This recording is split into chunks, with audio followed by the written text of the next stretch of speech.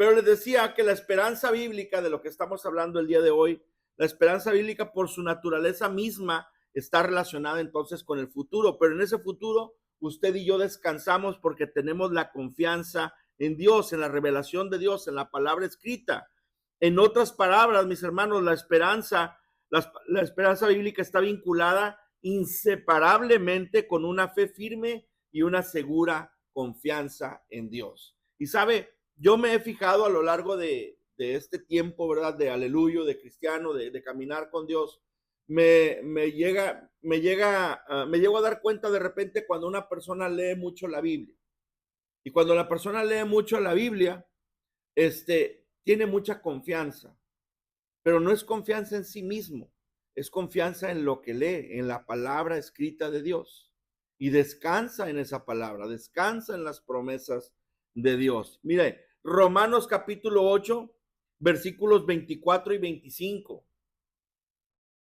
Dice la bendita palabra de Dios, dice, porque en esperanza fuimos salvos, pero la esperanza que se ve no es esperanza, porque lo que alguno ve, ¿a qué esperarlo? Dice, pero si esperamos lo que no vemos, con paciencia lo aguardamos, le dice el apóstol Pablo a los romanos. Con paciencia aguardamos aquello que ha de venir. Cristo viene, amén, ¿verdad? Que venga. Lo esperamos con paciencia, ¿verdad? Lo esperamos tomados de su mano, lo esperamos guiados por el Espíritu Santo, lo esperamos confiando en que su palabra no se equivoca, ¿verdad? Y si Él prometió que vendría, Él va a venir por su pueblo. Alabado sea el nombre de Cristo Jesús. Y mire, el salmista también lo expresa claramente cuando compara la confianza con la esperanza. Fíjese lo que dice el Salmo 146, versículos 3 y 5. Dice, no confiéis en los príncipes ni en hijo de hombre, porque no hay en él salvación. Luego dice, bienaventurado, dice el versículo 5, aquel cuyo deudor es el Dios de Jacob, cuya esperanza está en Jehová, su Dios. De repente, cuando agarro vuelo con una plática y le digo, por ejemplo, ayer me pasó, ¿sabes qué? Mañana en la mañana que te llevemos, y mi esposa, primero Dios. Tiene razón. Mañana, primeramente Dios, cuando te lleve a la escuela y ya, cambia la cosa, ¿verdad? ¿Por qué? Porque nuestra esperanza está puesta en Dios. Cada día, cada mañana, incluso al acostarnos en la noche, la esperanza de despertar al día siguiente está puesta en ¿quién? En Dios, en su misericordia, ¿verdad? En que volvamos una vez más. Ahora, por consiguiente, mis amados hermanos, la segura esperanza del creyente es una esperanza que no nos avergüenza, es decir, no nos desilusiona porque no son promesas vacías. Le decía al principio, no son falsas esperanzas. Por tanto, la esperanza de nosotros es un ancla, o la esperanza en Dios para nosotros es un ancla en medio de nuestras vidas. Nos mantenemos firmes confiando en la esperanza bienaventurada, ¿verdad? De que Cristo viene por su iglesia. Hebreos capítulo 6, versículos 19 al 20. Dice, la cual tenemos como segura y firme ancla del alma y que penetra, dice, hasta dentro del velo, donde Jesús entró por nosotros como precursor, hecho sumo sacerdote para siempre, según el orden de Melquisedec. Él es nuestro sacerdote. Él es el sacrificio y es el sacerdote a la vez. Él es el vicario. No hay más que Jesús. Por muchos títulos que yo me quisiera poner, apóstol, imagínense el apóstol Narciso Ramírez. El bueno es Cristo. Cristo es el vicario. Ahora, ¿cuál es el fundamento, mis amados hermanos, de la esperanza segura que usted y yo tenemos? Se deriva de la naturaleza de Dios, de Jesucristo, sin duda, y de la palabra de Dios. Y mire, le decía, las escrituras revelan cómo Dios se muestra poderosamente en nombre de su pueblo. El Salmo 22, por ejemplo, revela la lucha de David con una situación personal que amenaza su vida. Sin embargo, cuando él reflexiona sobre las acciones de Dios en el pasado, se siente seguro de que Dios lo librará. Dice, en ti esperaron nuestros padres, esperaron, dice, y tú los libraste, dice David. Qué importante es que nosotros le hablemos a nuestros hijos de Dios. Qué importante es que nosotros le hablemos a nuestros nietos de Dios, ¿verdad? En cuanto hay oportunidad, mijito, venga, vamos a orar. Mijito, venga, le voy a platicar una historia, ¿verdad? Ya le estás contando lo de David y Goliat. Y que el niño vaya conociendo que Dios tiene misericordia, ¿verdad? Que Dios nos ha ayudado.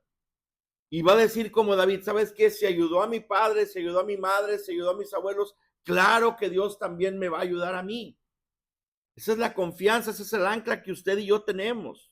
El poder milagroso, mis amados hermanos, que el Dios, el Creador, ha manifestado para el beneficio de su pueblo fiel, es evidente en el Éxodo, la conquista de Canaán, los milagros de Jesús, los apóstoles y cosas por el estilo, todo lo cual debe edificar la seguridad en el Señor Dios como quien socorre al creyente. Tenemos tantos ejemplos en la Biblia, tantos ejemplos para confiar en Dios y saber que Dios es nuestro amparo y es nuestra fortaleza y es nuestro pronto auxilio en medio de las tribulaciones. Porque si lo hizo con el pueblo de Israel, también lo va a hacer conmigo. Yo estoy confiando en Dios. Y sabe que muchas veces se nos olvida. Vienen los problemas, vienen las situaciones y de repente te pierdes, te desubicas. No sabes que estás parado en la roca firme que es Cristo. Días atrás platicaba con la señora de los locales y le decía, oiga, fíjese que estamos atravesando una pequeña crisis, ¿verdad? Dentro de la iglesia, mire que así, mire que así. Y le empecé a platicar, ¿verdad? Lo que nos estaba pasando. Y hasta mantenerla alerta, ¿verdad? Por si acaso tendríamos que hacer un cambio, una reubicación o algo, ¿verdad? Y me dice, no, me dice, tú no te puedes ir de aquí, me dice, tú tienes una misión, me dice ella. Y no es una mujer como nosotros de fe, ¿verdad? Es una persona, pues, normal, vayamos a decirlo así. Y luego me dice ella a mí, pues, válgame, dijo, pues si tú eres el predicador de la fe, me dice, ¿cómo es posible que yo te esté diciendo a ti que tú vas a seguir adelante y tú no? Ya, caray, de repente así como que, pues sí es cierto, ¿verdad? Dije, no, pues es que yo le estoy hablando de las cosas que yo estoy viendo, ¿verdad? De lo que estamos viendo ahorita, de lo que está pasando, la realidad. Dije, ahora, sin fe, sin duda es imposible agradar a Dios. ¿Estoy caminando en fe? Claro, desde que arrancamos con fe. Y seguimos caminando en fe. Nada más le aviso que pues tenemos esta situación. Y espero en Dios no pase, pero, ¿verdad? Así están las cosas. Pero ella me dice a mí, oye, espérame, ¿cómo? Si tú eres el que predicas la fe, ¿qué está pasando contigo? Y nos pasa a muchos de nosotros. En algún momento se te olvida que Dios está contigo. Algún dictamen médico, algún problema en la casa, algún problema con nuestros hijos, con los nietos. Tantas cosas que pueden suceder y por algún momento hasta las lágrimas se nos salen, empezamos a desesperarnos, incluso quiere venir la ansiedad. Entonces, ¿cómo? Se me olvidó por un momento que soy hija de Dios, que soy hijo de Dios. Cuidado, mis amados hermanos. Dios, mis amados hermanos, está con nosotros, porque por otra parte le digo, los que están sin Dios no tienen razón alguna de esperanza. Aquellos que no conocen a Dios no tienen esperanza. Aquellos que no han experimentado a Dios, ¿en quién confiarán? ¿En sus manos? ¿En su conocimiento? ¿En su trabajo? ¿En su economía? ¿Y en Dios? Hay mucha gente para la cual Dios es el dinero o el dinero es su Dios, porque con dinero lo arreglan todo o lo quieren arreglar todo.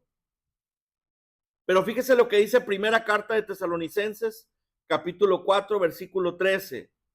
Dice, tampoco queremos, hermanos, que ignoréis acerca de los que duermen.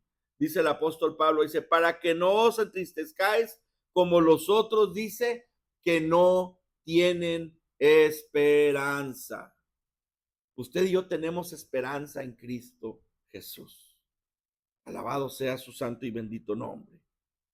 Número 2, mire, la plenitud de la revelación del nuevo pacto en Jesucristo proporciona aún más razón para una esperanza segura en Dios. Porque no es por usted, es por Jesús. Y mire, le platico. Para los creyentes, el Hijo de Dios vino a destruir las obras del diablo, el Dios de este siglo. Al echar fuera demonios durante su ministerio terrenal, Jesús demostró su poder sobre Satanás.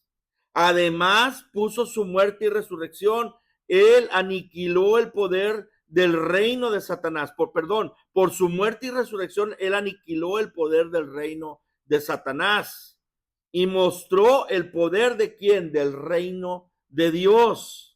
No es de extrañarse, mis amados hermanos, por lo tanto, que Pedro exclame con respecto a la esperanza del creyente, dice: bendito el Dios y Padre de nuestro Señor Jesucristo, que nos hizo renacer para una esperanza viva por la resurrección de Jesucristo de los muertos. Primera de Pedro, capítulo 1, versículo 3. Somos benditos en Cristo Jesús. Si tenemos a Jesús, lo tenemos todo, mis amados hermanos. Tenemos contentamiento para con el Padre. Usted y yo por nuestras obras no podríamos llegar a Él directamente. Como Chabelo con el garabato colorado, ¿se acuerdan la canción? Y me puso un garabato colorado, decía la canción, que parece que le gusta a mi papito. Él llegaba con el cuaderno y traía un garabato colorado y un 10 o algún monito. Ya ves que en el kinder te ponían un monito, ¿verdad? Estaba bien, o una manita o algo. Él no sabía qué era, él veía un garabato colorado, pero cuando llegaba con papá, a papá le gustaba el garabato colorado. Mi hijo se sacó un 10, mi hijo le pusieron una manita, mi hijo algo, ¿verdad? Usted y yo no podemos llegar con ningún garabato colorado con Dios. Nosotros necesitamos a Jesús. ¿Qué podemos hacer usted y yo para agradar al Padre? Nada. Y hay mucha gente que nos desvivimos, y me incluyo, ¿verdad? De repente queremos servir y servir y servir y creemos que así. No. Así no es. Es a través de Cristo que tenemos contentamiento para con el Padre. Lo que hacemos, sin duda, es el reflejo de una vida en Cristo. Porque es por su misericordia que nos movemos y reconocemos esa misericordia, y viene la bondad a nosotros en fruto del Espíritu, y la tenemos que expresar. Usted y yo tenemos que ser un estandarte del poder maravilloso y transformador del Espíritu Santo. Oye, me dieron un platillo allá en la casa de... ¿A poco? Oye, pero pues si hacían pollo asado y ni pollo te mandaban. Bueno, pues hoy me mandaron un platillo bien grande. Porque ya no soy la misma persona. Es más, hasta fajita le va a echar. Otro punto interesante, mis amados hermanos, la palabra de Dios es el tercer fundamento de esperanza. Dios reveló su palabra por medio de los santos profetas y apóstoles de antaño, a quienes él inspiró por medio del Espíritu Santo para que escribieran sin error. Ojo, sin error. Como su palabra permanece para siempre en los cielos, se puede poner la esperanza en esa palabra, mis amados hermanos. En realidad, todo lo que se sabe de Dios y de Jesucristo está revelado en las escrituras infalibles. Y de repente hay gente que dice, no, pero aquí dice una cosa y acá dice, no. La Biblia se interpreta con la misma Biblia. Con la misma Biblia. Dios no se puede contradecir. Dios no puede decir que nos ama y luego nos puede mandar juicio. Estábamos condenados al juicio, pero mandó a su Hijo. Ahí está lo interesante. Contenido, mis amados hermanos, de la esperanza del creyente. ¿Cuál es el contenido? ¿De qué estamos hablando? Estás hablando de esperanza y me das 3 puntos, pero no entiendo bien a bien. Mire, la suprema esperanza y confianza de nosotros como creyentes no debe estar en otros seres humanos, ni en las posesiones materiales de hace un rato, como el dinero. Más bien, debe estar en Dios, en su Hijo Jesucristo y su palabra, que abarca. ¿Y qué abarca esta esperanza? Si tengo la confianza en Dios, si tengo la confianza en Jesús, y la palabra de Dios respalda eso, y ellos respaldan la palabra, ¿verdad? Porque Jesús respalda la palabra de Dios. Entonces, ¿qué abarca la esperanza que yo tengo? ¿Qué abarca todo de lo que está hablando el pastor? ¿Hasta dónde llega mi esperanza? ¿Qué contiene mi esperanza? Número 1, hay esperanza, mis amados hermanos, en la gracia y la liberación de Dios en los sufrimientos por lo que se debe pasar una vida actual. Por lo que se debe pasar en la vida actual. Otra vez, hay esperanza en la gracia y la liberación de Dios en los sufrimientos por los que se debe pasar en la vida actual. Se debe pasar en la vida actual. Porque de repente creemos que venir a Cristo y no va a haber broncas. Venir a Cristo y no va a haber problemas. Voy a venir a Cristo y ni la ciática me va a doler en la mañana. Voy a venir a Cristo y ya no me va a faltar dinero. Es más, si diezmo y ofrendo no me va a faltar dinero. No, mis hermanos. ¿Vamos a tener dificultades? Sí. En el mundo tendréis aflicciones, dice la palabra. Mas confiad en mí que yo he vencido al mundo. Otra vez, ¿en dónde está nuestra esperanza? En Jesús. Dice Jeremías 17:17, no me seas tú por espanto. Le dice a Dios, pues mi refugio eres tú en el día malo. Tener la confianza de acercarnos a Dios confiadamente, como dice Hebreos, hacia el trono de su gracia. Nos podemos acercar a Él. ¿Por qué? Porque Jesús entró primero, porque Jesús rasgó el velo. No por nuestras obras, no por nuestro garabato colorado, le decía, sino es a través de la gracia redentora de Jesús que podemos acercarnos confiadamente al Padre. Y ahí nuestra esperanza entonces está viva, está fuerte. Tengo la esperanza en Cristo Jesús, no por mí, sino por Él que se entregó por mis pecados para mi salvación y vida eterna. Amén. Número 2, hay la esperanza de que llegará el tiempo en que finalmente terminarán los sufrimientos en la tierra. Ya no va a haber problemas, no habrá tristeza, ni más llanto, ni más dolor, como dice el coro. En que la tierra dejará de estar sujeta, mis amados hermanos, a la corrupción, y en que ocurrirá la redención, la resurrección del cuerpo. Hechos capítulo 24, versículo 15. Fíjese lo que dice Hechos 24:15. Teniendo esperanza en Dios, dice, la cual ellos también abrigan, de que ha de haber resurrección de los muertos, así de justos como de injustos. ¿Cómo caminamos? Teniendo esperanza en Dios. Había una canción hace muchos años, bueno, todavía está la canción, ¿verdad? Pero hace muchos años fue muy popular. Parece que se llamaba Oscar Atiel, el cuate que la cantaba. Y la canción decía en el coro, flaco, ojeroso, cansado y sin ilusiones, decía. Paso los días haciendo estas tristes canciones, porque vuelvas otra vez. Y de repente hay algunos de nosotros que caminamos así, flacos, ojerosos, que bueno, no tan flacos, ¿verdad? Pero ojerosos, cansados y sin ilusiones y sin esperanza, mis hermanos. ¿Dónde está nuestra esperanza? Los ojos puestos en Jesús, el autor y consumador de nuestra fe. En Él está toda la esperanza. Dice Tesalonicenses capítulo 5, versículo 8, dice, pero nosotros que somos del día, dice, seamos sobrios, habiéndonos vestidos con la coraza de fe y de amor y con la esperanza de salvación como yelmo. Eso es lo que nos protege. Yo soy salvo en Cristo Jesús. No por mis obras, sino por lo que Él hizo en la cruz por mí. Cuando yo empezaba a estudiar el instituto, cuando yo empezaba a prepararme para predicar, me acuerdo que le pregunté a mi buen amigo, el pastor Rubén Guillén, digo, ¿qué es lo más difícil de predicar? Me decía, la gracia. Suena mucho en los altares, dice. Suena mucho en los podiums, en los micrófonos, pero mucha gente no entiende la gracia. Porque ¿quién viene y te da un regalo que no mereces? Todos luchamos por el regalo. Vivimos en un mundo meritocrático, ¿verdad? Tienes el mérito si te lo ganas, si hay esfuerzo, hay un pago si hay trabajo, hay una remuneración si hiciste algo. Y la gracia no es así, nosotros no lo hicimos, lo hizo Jesús. ¿Qué tenemos que hacer? Reconocerlo a Él como Señor y Salvador.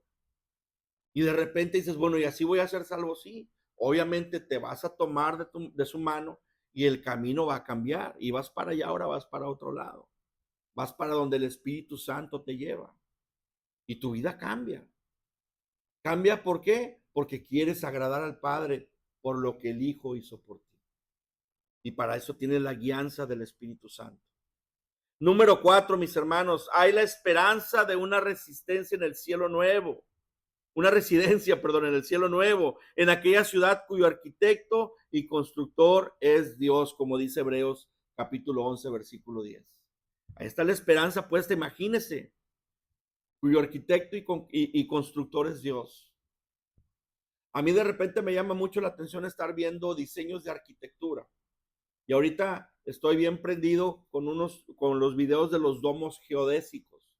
Los domos geodésicos son como la esfera que pusieron ahí en Las Vegas.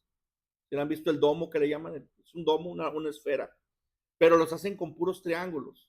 Primero estructuran triángulos y luego los van pegando, los van acomodando. Llega y se hace una esfera enorme. Y es muy económico de hacer un domo geodésico. A lo mejor, según un reportaje que vi en México, con 40,000 pesos tienes una casa hecha como domo geodésico. Obviamente vas a vivir en una esfera. Cuando lleguen los niños amigos de tus hijos, oye, ¿qué onda? ¿Dónde vives? ¿Qué onda con esta casa redonda, verdad? Pero son diseños, son arquitecturas, diseños milenarios, tienen años. En Argentina está volviendo el lodo, el zoquete, el adobe. Están volviendo a hacer casas de adobe. Y he escuchado arquitectos que dicen, eso es indestructible. Dices, bueno, el lodo se tiene que resanar y esas cosas. Pero dice, en la actualidad hay edificios, hay construcciones que tienen miles y miles y miles de años y que fueron hechas así. Algo sabían ellos que no sabemos nosotros. Ahora, todo ese conocimiento que ves de repente plasmado en una construcción por un ingeniero, por un arquitecto, te asombra y dices, oye, ¿cómo en un espacio tan pequeño hicieron algo tan bonito? O cómo con simples muros levantaron una casa que quedó preciosa. Imagínese, imagínese la ciudad aquella a la que usted y yo vamos, cuyo arquitecto y constructor es Dios. Si el ser humano nos sorprende con los diseños, con la arquitectura, con las construcciones, ¿cuánto más nuestro Padre? ¿En dónde andaremos caminando? ¿De qué lugares estaremos disfrutando en aquel entonces, mis amados hermanos? Alabado sea el nombre de Cristo Jesús. Nuestro Dios es maravilloso. Simplemente vea su cuerpo. Bueno, no estoy tan maravilloso, pero vea su cuerpo en la grandeza de Él. Podemos escuchar, podemos ver, podemos sentir, podemos olfatear. Ya están asando carne, ya huele a tacos. Esa es la grandeza del cuerpo. Ese es el arquitecto que tenemos nosotros como Dios. O Dios como arquitecto, vaya, porque Dios es Dios. Así de grande es Dios. Número 5, mis amados hermanos, hay la bendita esperanza de la manifestación gloriosa del gran Salvador y Dios, del gran Dios y Salvador Jesucristo. Cuando los creyentes seamos arrebatados de la tierra para recibir al Señor en el aire, y cuando los creyentes, mis amados hermanos, lo veamos como Él es y lleguemos a ser como Él con cuerpos glorificados, añado. Vamos a tener cuerpos glorificados. No se va a tener que estirar así como se estiró Gaby ahorita del trabajo, cansada. No vamos a estarnos durmiendo. No vamos a sufrir cansancio. Fíjese lo que dice Filipenses capítulo 3, versículos 20 al 21. Dice más, nuestra ciudadanía está en los cielos, de donde también esperamos el Salvador, el Señor Jesucristo. Al Señor Jesucristo, dice, el cual transformará el cuerpo de la humillación nuestra para que sea semejante al cuerpo de la gloria suya. Dice, por el poder con el cual puede también sujetar a sí mismo todas las cosas. Qué bonito, ¿verdad? Descansar en esa esperanza de que algún día tendremos cuerpos glorificados. Amén. Número 6. Hay la esperanza de recibir una corona de justicia, de gloria y de vida. Apocalipsis 2:10 dice, no temas en nada lo que vas a padecer. Dice, he aquí el diablo echará a algunos de vosotros en la cárcel para que seáis probados y tendréis tribulación por 10 días. Sé fiel hasta la muerte, dice, y yo te daré la corona de la vida, por mencionar una de las tres. Esas coronas las arrojaremos a los pies de Cristo, porque es a través de Él que logramos obtenerlas. ¿Qué nos queda a nosotros nada más? Aguantar, ser fiel, dice, hasta la muerte. Dice, yo te daré la corona de la vida. Qué hermoso, ¿verdad? Número 7 y último, mis amados hermanos, hay la esperanza de vida eterna, la vida garantizada a todos los que confiamos en el Señor Jesucristo y le obedecemos. Llévame a primera de Juan, capítulo 5, versículos 11 al 13. Y este es el testimonio, dice, que Dios nos ha dado la vida eterna y esta vida está en su Hijo. Si el que tiene al Hijo tiene la vida, si el que no tiene al Hijo de Dios no tiene la vida. Versículo 13 y último dice, estas cosas os he escrito a vosotros para que creéis en el nombre del Hijo de Dios, para que sepáis que tenéis vida eterna y para que creáis en el nombre del Hijo de Dios, mis amados hermanos. Alabado sea el nombre de Cristo Jesús. Precioso es nuestro Dios, que en Él, mire, tenemos vida eterna. Cierro con esto, mis amados hermanos. Con tales promesas tan grandes reservadas para los que esperamos en Dios y en su Hijo Jesucristo, Pedro advierte, estad siempre preparados. Primera de Pedro 3:15 dice, estad siempre preparados para presentar defensa con mansedumbre y reverencia ante todo el que os demande razón de la esperanza que hay en vosotros. Amén y amén. Pónganse de pie.